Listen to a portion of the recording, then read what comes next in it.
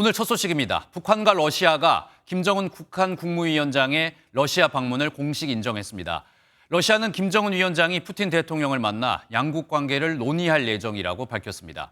김정은 위원장이 탑승한 것으로 보이는 열차가 국경에서 포착되기도 했습니다.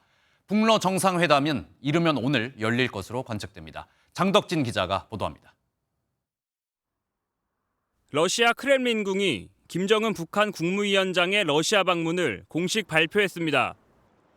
드미트리 페스코프 크렘린궁 대변인은 언론 인터뷰에서 푸틴 대통령과 김정은 위원장은 먼저 양국 관계를 논의하고 박러 기념 만찬도 개최할 예정이라고 밝혔습니다.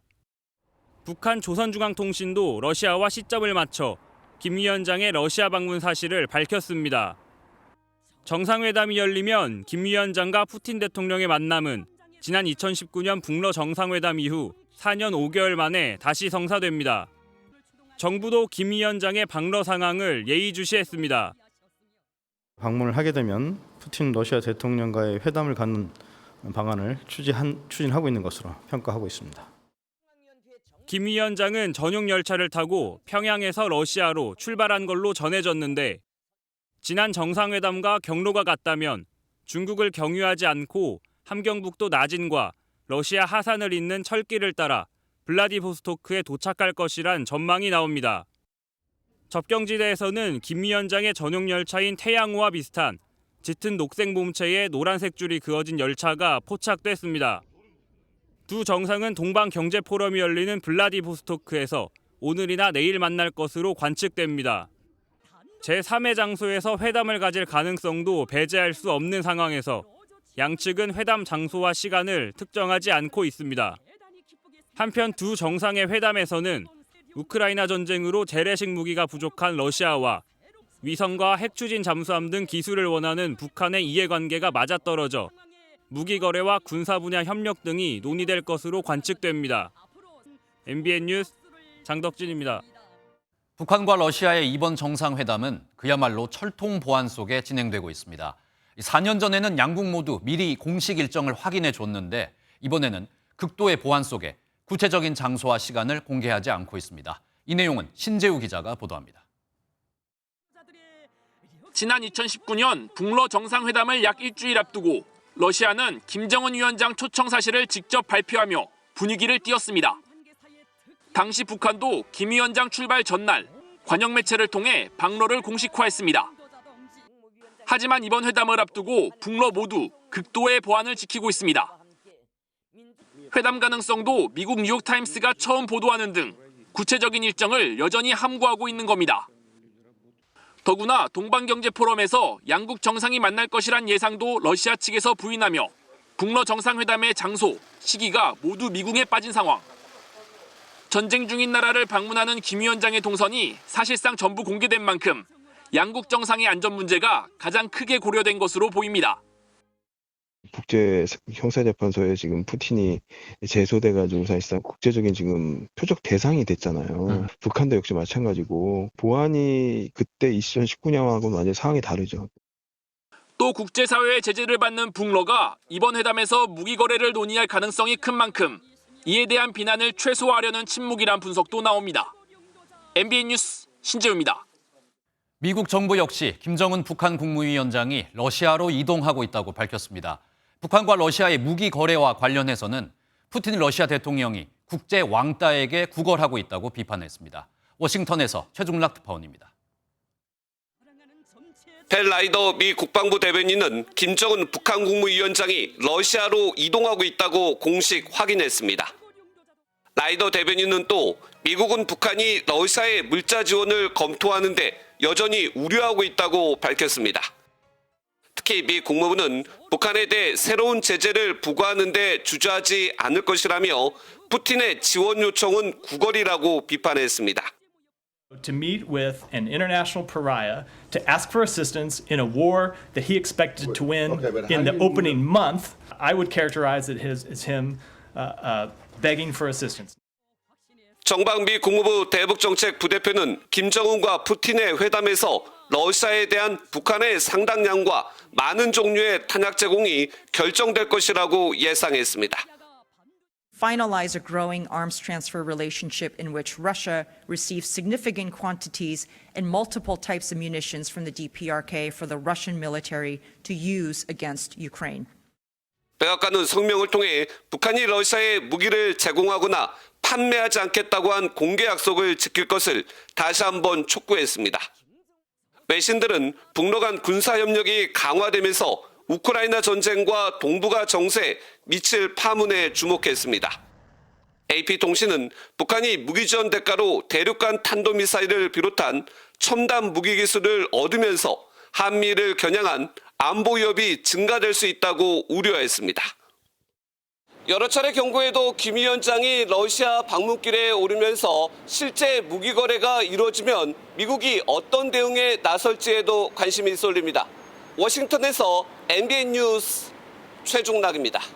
단식 13일째를 맞은 더불어민주당 이재명 대표가 쌍방울 대북 송금 의혹과 관련해 오늘 또 한 번 검찰에 출석합니다. 검찰은 이 대표의 비협조적인 태도를 고려해 오늘을 끝으로 조사를 마무리하고 추가 조사 없이 구속영장을 청구하는 방안을 유력하게 검토하고 있습니다. 심가현 기자입니다. 쌍방울 대북 송금 의혹을 수사 중인 검찰이 더불어민주당 이재명 대표를 또 한 번 소환합니다. 단식 중 건강상의 문제로 당초 계획보다 짧게 진행된 첫 조사 이후 사흘 만으로 6번째 검찰 출석입니다. 검찰은 1차 조사에서 끝마치지 못한 조서 열람을 시작으로 방북 비용 300만 달러 대납 의혹부터 최근 불거진 사법방해 의혹과 쌍방울의 쪼개기 후원 의혹에 대해 캐물을 예정입니다. 이 대표는 이번에도 영상 녹화 조사를 거부한다는 뜻을 밝히는 등 검찰 수사를 비판하며 비협조적 태도를 유지할 가능성이 큽니다. 예상했던 대로 증거라고는 단 하나도 제시받지 못했습니다. 이런 내용으로 범죄를 조작해 보겠다는 이 정치검찰의 연민을 느낍니다. 검찰은 의도적 시간 끌기 전략일 수 있다고 보고 오늘 이후 추가 조사 없이 서울중앙지검의 백현동 개발 특혜 의혹과 묶어 구속영장을 청구할 것으로 알려졌습니다. 추가 조사를 진행할 경우 국회 본회의 일정을 고려할 때 체포동의안 표결이 최대 11월까지 늦춰질 수도 있다는 점을 고려한 것으로 보입니다. 이 대표는 오늘 조사를 마친 이후에도 다시 농성장으로 돌아와 단식을 이어갈 계획입니다. MBN 뉴스 심가현입니다. 국민권익위원회가 지난 7년간 선거관리위원회의 경력 채용을 전수조사했습니다. 그 결과 58명의 부정합격 의혹 등 350건이 넘는 채용 비리를 적발했습니다. 권익위는 선관위 채용 관련자를 고발하는 한편 수사도 의뢰하기로 했습니다. 전남주 기자의 보도입니다. 선거관리위원회의 경력직 공무원 채용 과정에 특혜 등 채용 비리가 만연했던 것으로 드러났습니다. 국민권익위원회는 선관위의 지난 7년간 공무원 경력 채용을 전수조사한 결과 58명의 부정합격 의혹 등 모두 353건의 채용 비리를 적발했다고 밝혔습니다. 부정합격 의혹자는 선관위의 경력으로 채용된 공무원 384명의 15%에 해당합니다. 특혜성 채용 사례를 보면 선관위는 1년 임기의 임기제 공무원으로 채용한 뒤 별도의 서류나 면접 시험 없이 일반직 공무원으로 전환한 것으로 파악됐습니다. 선관위 내부 게시판에만 채용 공고를 게재해 선관위 관련자만 응시하게 하였고 동일 경력인데도 선관위 근무자에게만 가점을 부여하여 채용한 사례도 있었습니다. 5급 이하의 임기제 공무원을 정규직으로 전환하려면 경력 채용 절차를 별도로 거치도록 한 국가공무원법 위반입니다. 한계도 있었습니다. 권익위는 부정청탁이나 윗선의 지시와 가족관계 등을 조사하려 했지만 선관위의 협조가 이루어지지 않아 개인정보 동의서를 41%밖에 받지 못했다고 밝혔습니다. 선관위는 향후 인사 분야의 감사 기능을 감사부서로 이관하고 채용 관련 규정과 기준을 개선하는 등 채용 절차의 공정성과 정확성을 높이도록 노력할 것이라고 밝혔습니다. 권익위는 선관위 채용 관련자 28명을 고발 조치하고 312건은 수사 의뢰하기로 했습니다. MBN 뉴스 전남주입니다. 허위 인터뷰 의혹을 받고 있는 신앙림 전 언론노조 위원장이 나흘 만에 검찰에 출석해 녹음 이후 화천대유를 방문해 김만배 씨 이외에 화천대유 관계자 2명을 만났다고 밝혔습니다. 신 전 위원장은 다만 김 씨 허락을 받지 않고 몰래 녹음한 것에 대한 사과와 관련한 것이라며 녹음 이전에는 만난 적이 없다고 재차 부인했습니다. 검찰은 신 전 위원장이 구속기간 만료로 풀려난 공범 김 씨와 말을 맞출 가능성이 있다고 보고 조만간 구속영장을 청구하는 방안을 검토하고 있습니다. 해임 처분에 반발하고 있는 남영진 전 KBS 이사장의 가처분 신청을 법원이 받아들이지 않았습니다. 해임 처분이 그대로 유지됐는데 이 반면 권태선 전 방송문화진흥회 이사장이 낸 집행정지 신청은 법원이 받아들였습니다. 전민석 기자입니다. 법원이 권태선 전 방송문화진흥회 이사장이 낸 해임 처분 집행정지 신청을 받아들였습니다. 재판부는 권 전 이사장이 방문진 이사회 업무를 총괄하는 지위라고 해도 관리자 주의 의무를 위반했다고 단정하기 어렵다고 판단했습니다. 권 이사장은 즉시 업무에 복귀했습니다. 이 때문에 권 이사장 해임 후 신임 이사 2명을 선임한 방문진은 법과 달리 이사 10명 체제가 됐습니다. MBC의 독립성을 지키고 MBC가 공적 책임을 다하도록 견인하고 추동하는 역할을 다하도록 하겠습니다. 방통위는 즉시 항고 방침을 밝혔습니다. 방통위는 이번 결정대로라면 어떤 비위나 잘못이 있어도 행정소송이 끝날 때까지 해임할 수 없다며 피해는 국민들께 돌아간다고 비판했습니다. KBS 방만 경영 방치와 법인카드 부정사용 의혹으로 해임된 남영진 전 KBS 이사장이 낸 집행정지 신청은 기각돼 해임이 유지됐습니다. 법원은 남 전 이사장이 해임 처분 효력이 정지되면 이사회 심의 의결 과정에 장애가 발생할 수 있다고 판단 이유를 설명했습니다. 여권 우위로 재편된 KBS 이사회는 오늘 임시이사회를 열고 김의철 KBS 사장 해임안을 의결할 것으로 보입니다. MBN 뉴스 전민석입니다. 모로코 강진이 발생한 지 사흘이 흘렀습니다. 하루 사이 사망자가 700명 넘게 늘어 2,800명을 넘어섰는데요. 인명구조의 골든타임으로 여겨지는 72시간이 지나면서 피해가 눈덩이처럼 불어날 것이라는 우려가 커지고 있습니다. 서영수 기자입니다. 중장비가 도로 위를 가로막고 있던 큼지막한 바위를 치워냅니다. 마을로 향하는 길이 막혀 지진 발생 후 사흘 가까이 구조대의 손길이 닿지 못했던 산동네입니다. مرة أخرى كما كتلاحظوا والآن هم كيشتغلوا باش يفكوها مرة أخرى باش توصل المساعدات الطبية والغذائية.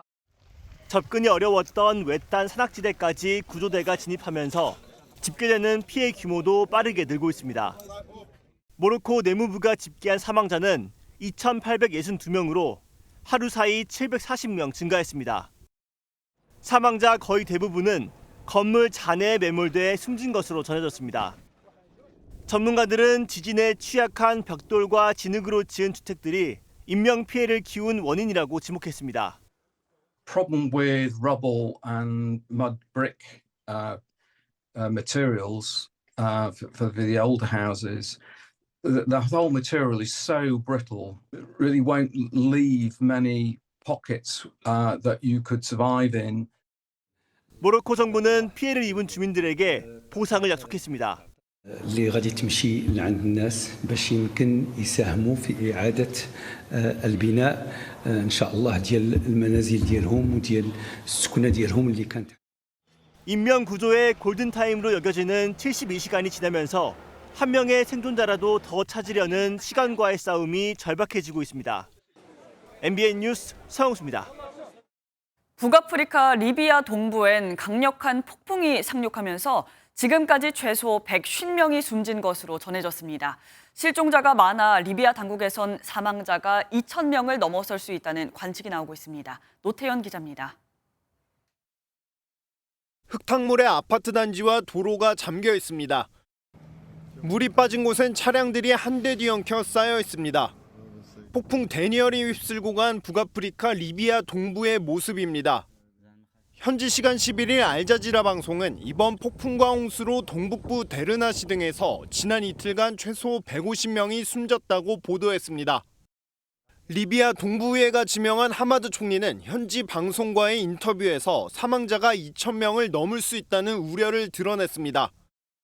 موتى تجاوز 2000 أحياء كاملة مشت مع البحر يعني.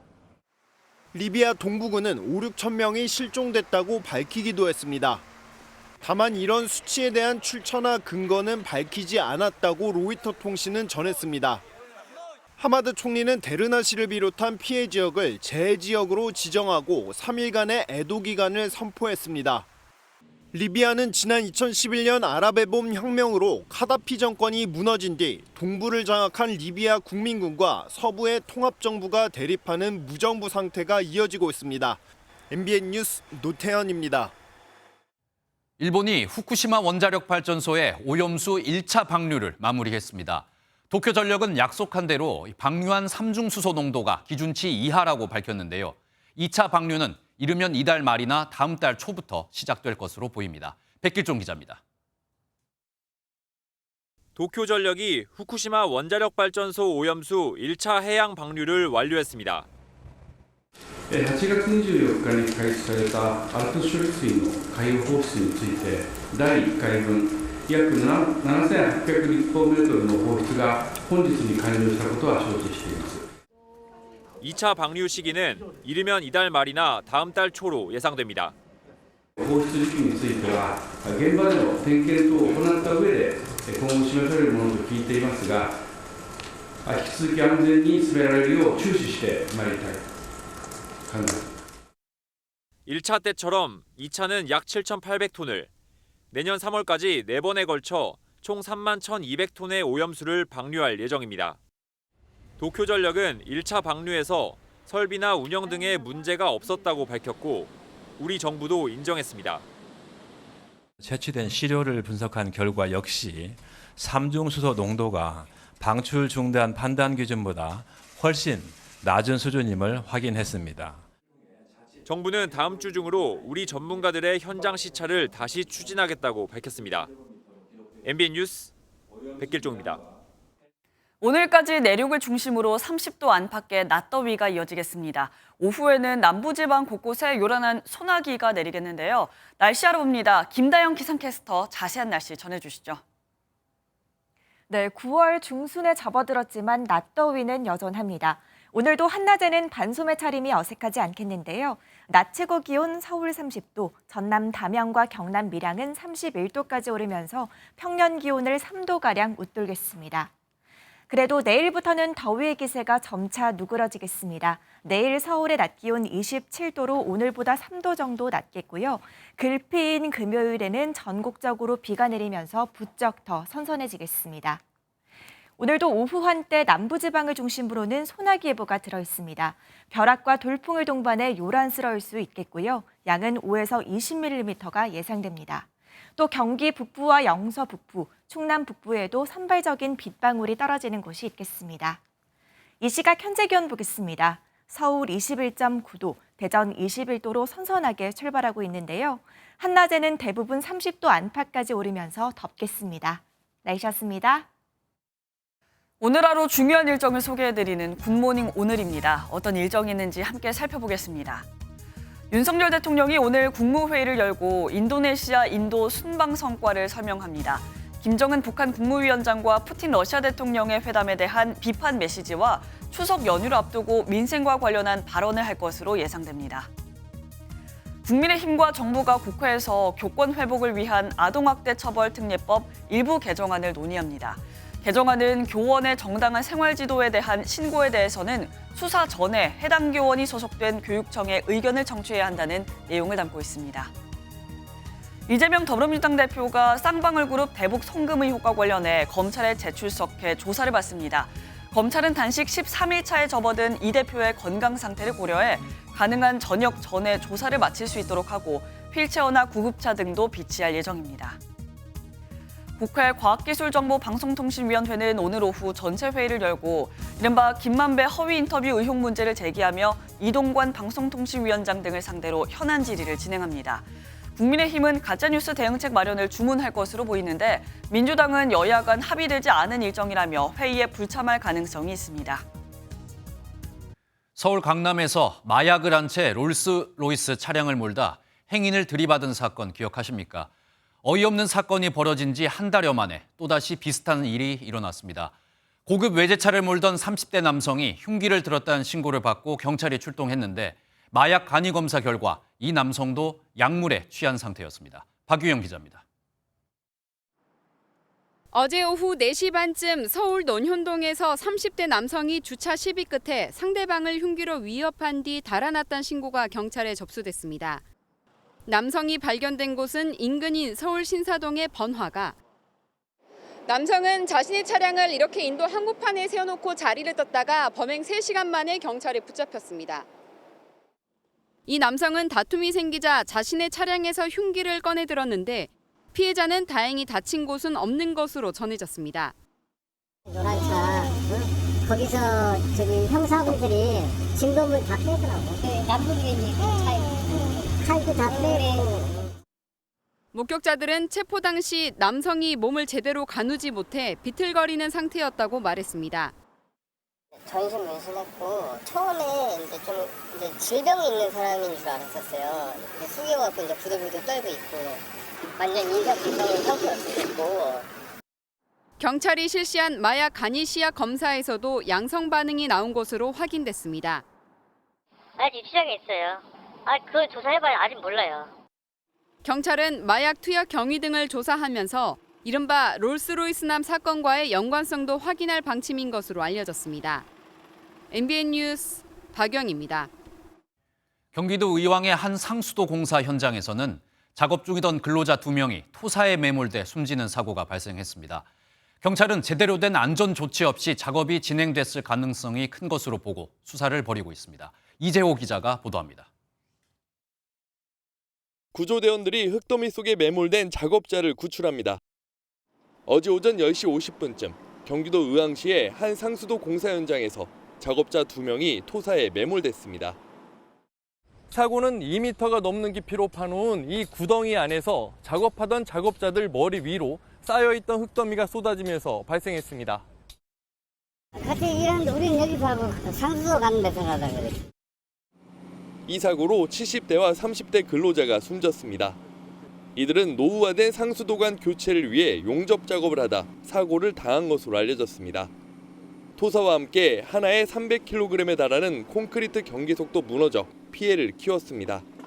경찰은 사고 예방을 위한 안전 조치가 제대로 되지 않았을 가능성을 염두에 두고 수사하고 있습니다.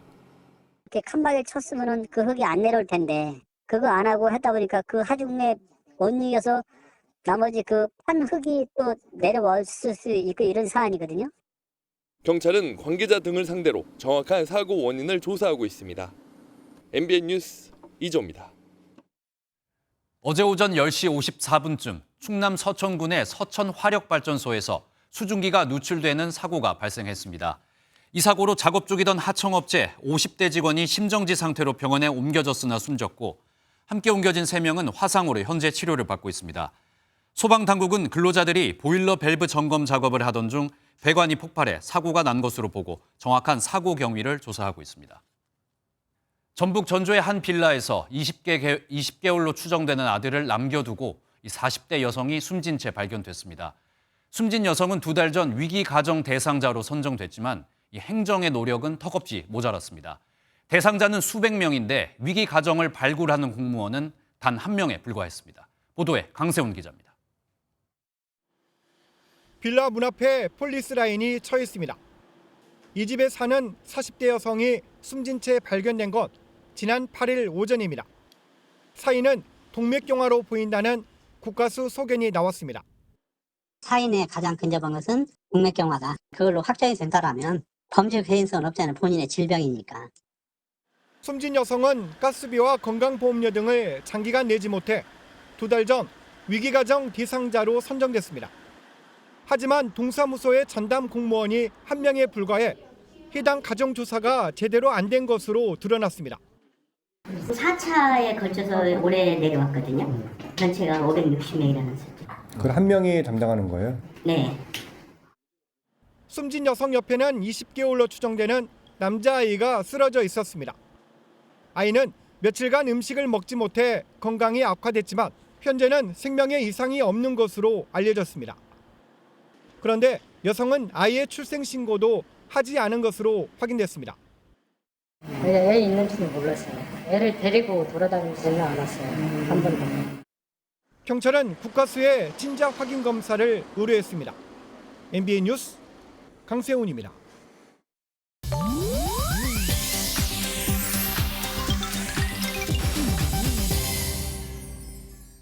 인터넷에서 화제가 되고 있는 소식들을 모아 전해드리는 인터넷 와글와글입니다. 프로야구 추신수 선수가 특별한 편지를 받았습니다. 대한민국 육군협회와 취약계층 군인들로부터 감사 편지를 받은 건데요. 국방의무 수행으로 가족을 부양하기 어려워진 군인의 사연을 들은 추 선수는 기부를 결심하고 지난해 정규 시즌 볼넷 1개당 100만 원을 적립했다고 합니다. 그리고 총 7,100만 원의 기금을 지난해 11월 육군협회에 기부했고 저소득가정과 미혼부 군인 총 28명에게 생계비와 치료비 명목으로 올해 2월부터 7월까지 월 50만 원씩 지원금을 전달했습니다. 사실 추 선수는 3년째 연고지역 취약계층을 돕는 선행을 이어오고 있는데요. 기부 누적액만 22억이 훌쩍 넘는 것으로 알려졌습니다. 야구로 받은 사랑을 나눔으로 실천하는 추신수 선수였습니다. 캡틴 아메리카로 사랑받은 배우 크리스 에반스가 비밀리에 결혼식을 올렸습니다. 외신에 따르면 크리스 에반스는 지난 주말 미국 보스턴에 위치한 자택에서 브라질 배우 알바 바스티스타와 비공개 결혼식을 올리고 품절남 대열에 합류했는데요. 하객들은 비밀 유지 계약서에 서명하고 휴대폰을 제출하는 등 식은 철저하게 비공개로 진행됐다고 합니다. 결혼식에는 로버트 다우니 주니어, 크리스 햄스워드, 제레미 레너 등 어벤져스 멤버들도 함께한 것으로 알려졌습니다. 크리스와 사랑의 결실을 맺은 알바 바스티스타는 16살 연하로 넷플릭스 드라마 워리어넌 신의 뜻대로에서 주연을 맡았는데요. 두 사람은 지난해 11월 교제 사실이 알려지며 SNS에 데이트하는 모습을 당당하게 공개해왔습니다. 싱가포르로 향하던 중국 여객기에 화재가 발생해 비상 착륙하는 아찔한 일이 벌어졌습니다. 현지 시간 10일 오전 청두 템프 국제공항에서 싱가포르로 향하던 에어차이나 소속 CA403 여객기가 목적지에 도착할 무렵 엔진에서 불이 난 건데요. 이 여객기 전방 화물칸과 화장실로 연기가 유입되면서 객실 전체가 연기로 가득해집니다. 여객기는 싱가포르 창의공항에 비상 착륙했고 탑승객 146명과 승무원 9명은 비상탈출 슬라이드를 이용해 탈출했습니다. 이 와중에 일부 승객은 짐을 챙겨서避難이 일기도 했는데요. 중국 국제항공은 엔진 기계 고장에 따른 사고로 보인다며 현재 정확한 조사를 진행하고 있습니다. 인터넷 와글와글이었습니다. 지난해 9월 서울 신당역에서 홀로 근무하던 영무원이 스토킹을 하던 전주환에게 살해당하는 안타까운 일이 벌어졌습니다. 대법원 선고를 앞두고 유족들은 전주환에 대한 엄벌을 요구하고 있습니다. 신당역 살인 사건이 벌어진 지 1년이 다 돼가지만 근무 환경을 2인 1조로 바꾸겠다던 약속은 잘 지켜지지 않고 있습니다. 이혁재 기자입니다. 서울 신당역에서 근무하던 영무원 직원이 스토킹 피해를 입다가 살해당한 뒤 1년 가까이 시간이 흘렀습니다. 신당역 10번 출구 앞쪽으로 추모 공간이 마련됐고 피해자를 추모하고 안전에 힘쓰겠다는 글귀가 적힌 동료 직원들의 쪽지도 붙었습니다. 피의자 전주환은 2심에서 무기징역을 선고받았지만 형벌이 무겁다며 상고했고 현재 대법원이 사건을 심리하고 있습니다. 피해자 유족 측은 대리인을 통해 무기징역형이 확정된다면 수많은 피해자에게 의미 있는 판결이 될 것이란 성명서를 발표했습니다. 무기징역형이 확정될 수 있도록 시민분들한테 탄원서도 받고 있고 피고인은 본인에게 내려진 형벌이 무겁다고. 사건 이후 영무원들이 2인 1조로 순찰할 수 있도록 하겠다는 안전지침이 마련되기도 했지만 현장에선 잘 지켜지지 않는다는 평가가 많습니다. 일터에서의 스토킹을 비롯한 젠더폭력 범죄 피해는 산업재해라는 점을 영무원들을 비롯해서 단독 노동자의 2인 1조 근무 원칙이 반드시 법에 확립되어야 합니다. 신당역 살인 사건이 벌어진 지 1년. 유족들과 동료들에게 남겨진 슬픔과 현장에서 개선되지 않은 근무 환경은 여전히 현재 진행형입니다. MBN 뉴스 이혁재입니다.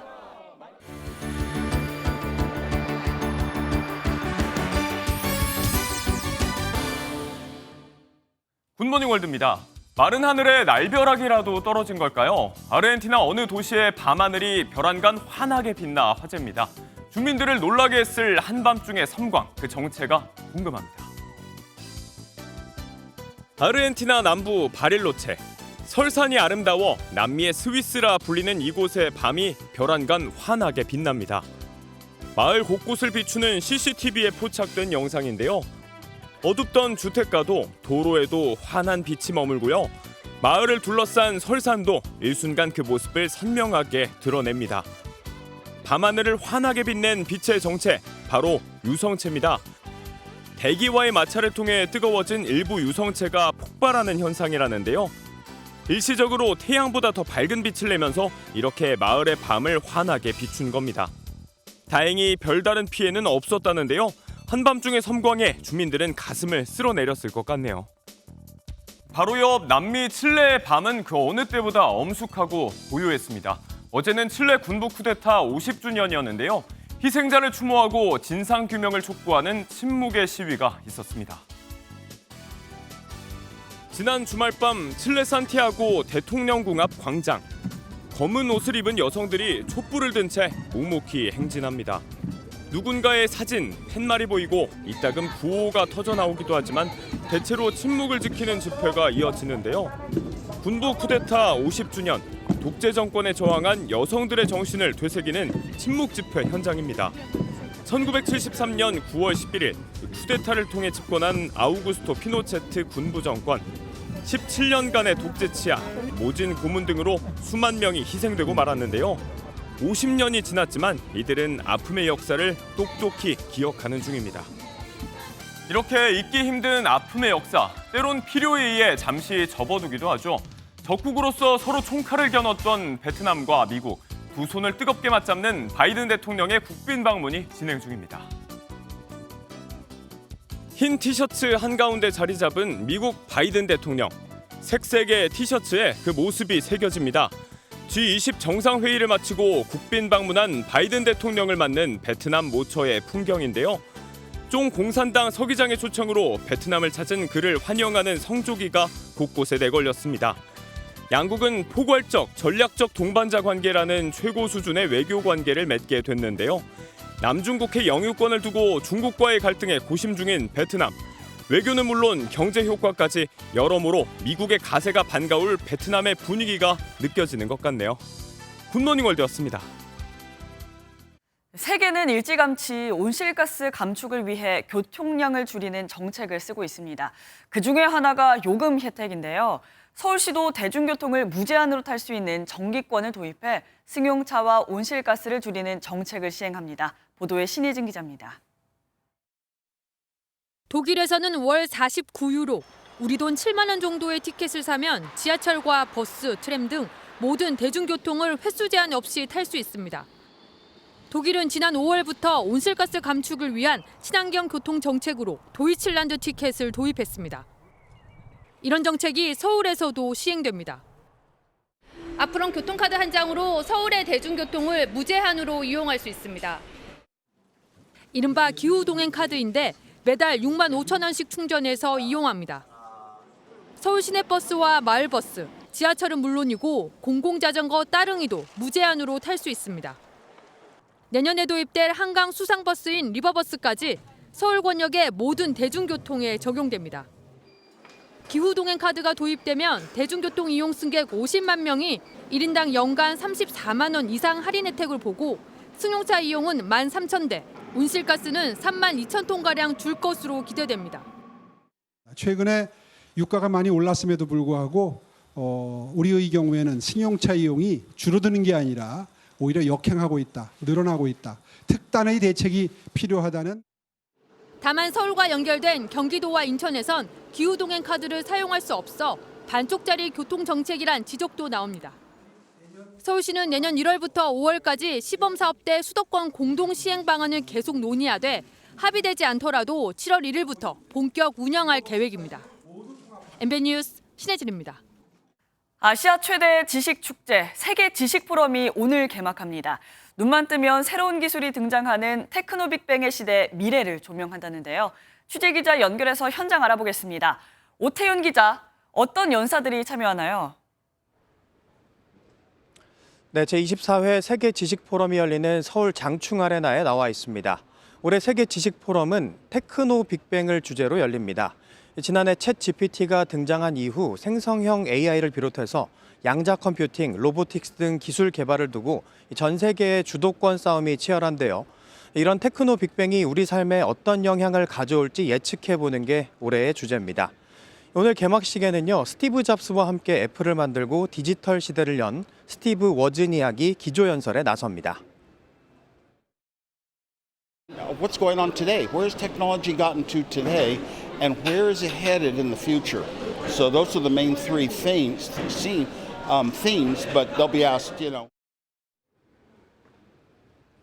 네, 이어서요, 챗 GPT의 아버지 샘 올트먼이 기존 성취를 바탕으로 개발한 AI가 인류 지평을 어떻게 넓혀줄지 전합니다. 또 애덤 스미스 탄생 300주년을 맞아 노벨 경제학자 수상자 아브이지트 바네르지 미국 MIT 교수 등이 이야기하는 글로벌 경제, 론 클레인 전 백악관 비서실장, 제임스 매티스 전 미국 국방장관이 이야기하는 지정학 세션도 눈여겨볼 주제입니다. 세계 최고의 석학 250여 명이 100여 개의 세션에 참여하는 이번 세계 지식 포럼은 사흘간 이어집니다. 지금까지 서울 장충 아레나에서 MBN 뉴스 오태윤입니다. 금융당국의 가계 빚 관리가 강화되면서 서민들은 은행에서 대출받기가 쉽지 않습니다. 그것도 남들보다 낮은 금리로는 거의 불가능한데요. 하지만 공공기관들은 여전히 직원들에겐 연 2%대로 담보대출 규제조차 받지 않고 1억 원 이상을 대출해주고 있습니다. 배준우 기자가 그 실태를 단독 고발합니다. 국토교통부 산하 한국부동산원에 재직 중인 30대 A씨는 지난 2월 1억 4천만 원을 사내대출로 받아 대구 중구에 주택을 마련했습니다. 금리는 연 2.2%. 당시 시중 주택담보대출 금리가 연 5%에서 6%대였던 점을 감안하면 말도 안 되게 싼 금리로 돈을 빌린 겁니다. 휴직 중인데도 가능했고 집값 대비 대출 비율인 LTV 제한도 받지 않았습니다. 이 기관에서만 올해 12명이 주택 매매나 임차를 이유로 사내대출을 받았는데 모두 1억 원이 넘었고 금리는 연 2.2%로 동일했습니다. 금액은 1억 4천. 금리는 지금 현행 2.2%라고 있더라고요. 노사 합의를 통해서 계속 개선해 나가겠다고. 주택 공급 주무기관인 한국토지주택공사 LH도 여전히 특혜성 사내대출을 운영 중입니다. 연 3% 수준 금리로 매매는 7천만 원, 임차는 9천만 원까지 가능한데 감소 추세지만 올해도 94명이 81억여 원을 대출받았습니다. 보증금 미반환 문제로 곤혹을 치르는 주택도시보증공사 허그도 올해 직원 10명에게 21억 원이 넘는 특혜성 사내대출을 해줬습니다. 은행 문턱이 높은 서민들의 상실감을 가중시키고 있습니다. 정부 지침에 부합하지 않는 과도한 공기업의 특혜 복지 제도는 반드시 개선되어야 할 것입니다. 기획재정부가 연말까지 개선을 요구했지만 노조가 별도 재원으로 운영돼 문제가 없다며 반대하고 있어 논란은 계속될 전망입니다. MBN 뉴스 배준우입니다. 다음 뉴스입니다. 재개발 조합을 설립할 때 그동안 관행처럼 해왔던 지분 쪼개기가 위법하다며 대법원이 처음으로 제동을 걸었습니다. 조합 설립 때 지분을 쪼개 한 평도 채 안 되는 1제곱미터의 땅을 사고 한 표를 행사하는 관행 자체가 문제라는 지적인데 앞으로 큰 변화가 예상됩니다. 이상엽 기자의 보도입니다. 장위 3구역으로 불리우는 서울 성북구 장위동 일대입니다. 장위 3구역은 지난 2008년에 재개발 사업 대상지로 선정됐는데 이를 눈여겨본 A건설사가 이 일대를 집중 매입한 뒤 이른바 지분 쪼개기 작업에 들어갔습니다. A업체는 자사 임직원 등 209명에게 토지와 건축물 지분을 매매, 증여했는데 이 가운데 194명의 지분은 채 1%도 되지 않았습니다. 집 하나 사람 2개, 3개씩 쪼개가지고 그냥 직원들 주고 그걸 분할로 해서 한 40% 정도 되니까. A업체의 직원과 지인들이 1제곱미터의 땅을 사고 한 표를 행사하는 등 지난 2019년 조합 설립을 승인받았지만 결국 주민들이 소송을 냈습니다. 1심은 지분 쪼개기를 인정하지 않았지만 2심은 1심을 뒤집었고 대법원 역시 법에 어긋난다며 주민들의 손을 들어줬습니다. 194명의 면적이 모두 1제곱미터 이하여서 거래가액도 1만 원 내지 60만 원에 불과하기 때문에 도시정비법령을 잠탈하기 위한 그거를 막기 위한 대법원의 판시로 보입니다. 대법원이 지분 쪼개기 방식이 위법하다고 첫 선고를 내리면서 그동안 이런 식으로 공공연하게 이뤄졌던 재개발 조합 설립에도 제동이 걸리게 됐습니다. MBN 뉴스 이상엽입니다. 그제 중국은 선생님에게 감사의 마음을 전하는 스승의 날, 교사절이었습니다. 그렇다면 중국의 초등학생들이 정성껏 준비한 선물은 무엇이었을까요? 베이징 윤석정 특파원이 전해드립니다. 중국 충칭에 사는 7살 초등학생 샤오하오가 양 끝에 무언가 대롱대롱 매달린 막대를 어깨에 걸터매고 학교에 왔습니다. 자세히 보니 삼겹살 2덩입니다. 샤오하오는 등굣길에 가게에서 질 좋은 삼겹살을 발견하곤 교사절에 담임 선생님에게 주고 싶다며 얼른 사서 어깨에 메고 온 겁니다. 중국에서는 매년 9월 11일 교사절로 지정해 스승과 제자들이 함께 어우러져 각종 행사를 진행합니다. 我想对我的老师说，您辛苦了，我以后要好好学习，以优异的成绩回报您对我的爱护和教育。 그렇다면 왜 하필 어린 학생들이 선생님에게 돼지고기를 선물했을까? 중국은 세계 최대 돼지고기 생산국이자 소비국입니다. 돼지고기와 식량이 천하를 평안하게 한다는 말이 있을 정도로 중국인들의 돼지고기 사랑은 유별납니다. 이런 이유로 어린 학생들의 눈높이에는 돼지고기가 세상에서 가장 귀한 음식이며 선생님들이 가장 좋아할 걸로 생각되는 선물이기도 한 겁니다. 베이징에서 MBN 뉴스 윤석정입니다. 축구대표팀 클린스만호가 내일 새벽 사우디아라비아를 상대로 다시 첫 승에 도전합니다. 승리도 전술도 없다는 비판을 받으며 위기에 빠진 클린스만호가 반전에 성공할 수 있을까요? 최영규 기자입니다. 환하게 우는 손흥민이 화려한 드리블에 이은 골을 선보이고 골을 넣은 김민재에게 다가와 세리머니를 펼칩니다. 사우디아라비아전을 앞둔 대표팀의 훈련 분위기는 밝았지만 상황은 그렇지 않습니다. 클린스만 감독은 5경기째 승리를 거두지 못하고 있고 그 과정에서 뚜렷한 전술도 색깔도 보여주지 못해 팬들의 질타를 받고 있습니다. 분위기 반전을 위해 반드시 잡아야 하는 사우디아라비아지만 만만치 않습니다. 피파 랭킹 54위로 우리보다 낮고 5연패에 빠져 있지만 상대 전적에서 우리를 앞서는 데다 클럽팀과 이탈리아 대표팀을 우승으로 이끈 명장 만치니 감독이 지휘봉을 잡고 있습니다.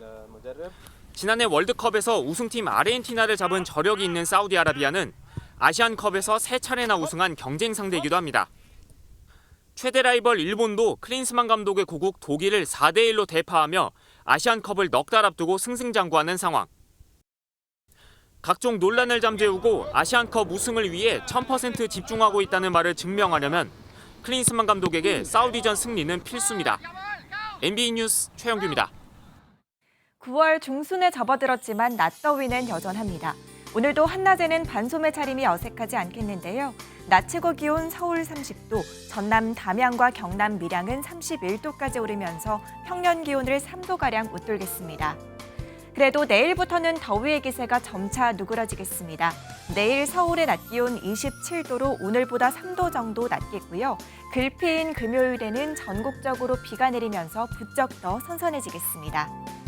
오늘도 오후 한때 남부지방을 중심으로는 소나기 예보가 들어있습니다. 벼락과 돌풍을 동반해 요란스러울 수 있겠고요. 양은 5에서 20mm가 예상됩니다. 또 경기 북부와 영서 북부, 충남 북부에도 산발적인 빗방울이 떨어지는 곳이 있겠습니다. 오늘은 전국 하늘 구름 많다가 오후부터 차차 흐려지겠고요. 아침까지 내륙을 중심으로는 가시거리 1km 미만의 안개가 끼는 곳이 있겠습니다. 차간거리 넉넉히 두고 안전운전 하셔야겠습니다. 이 시각 현재 기온 보겠습니다. 춘천 20.4도, 서울 21.8도, 대구는 22.6도로 선선하게 출발하고 있는데요. 낮에는 대부분 30도 안팎까지 오르면서 덥겠습니다. 내일도 내륙 곳곳에 소나기가 내리겠고요. 목요일에는 영동과 남부를 시작으로 금요일에는 전국에 비가 내리겠고 일요일까지 이어지는 곳이 있겠습니다. 날씨였습니다. 화요일 아침 굿모닝 MBN 마치겠습니다. 함께해 주신 여러분 고맙습니다.